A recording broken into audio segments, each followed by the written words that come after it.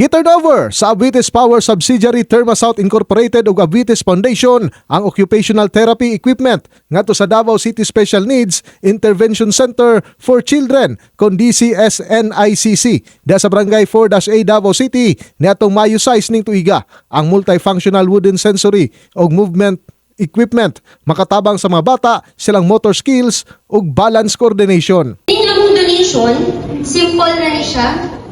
Pero ang among intention is very sincere. Nga makatabang bisan gamay sa inyong adlaw-adlaw na pag-atiman sa atoang mga pinalanggang bata with special needs. It's not just a turnover of equipment.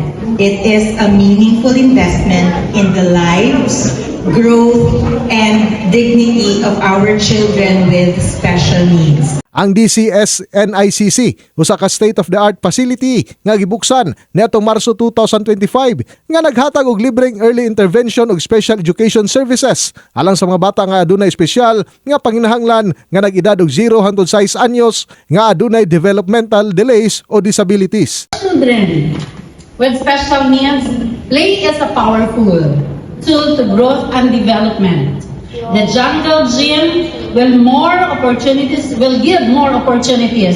for them to strengthen their motor skills, enhance their social interaction, and experience the simple yet profound joy of being children. Ang mga powered plant padayon sa pagsuporta sa mga programa nga nagapaligon sa pamilya o kabataan nga adunay espesyal nga panginahanglan. In the heart of changing lives, ako si Brigada Julius Pacot, alang sa 93.1 Brigada News FM Davao, the Music and News Authority.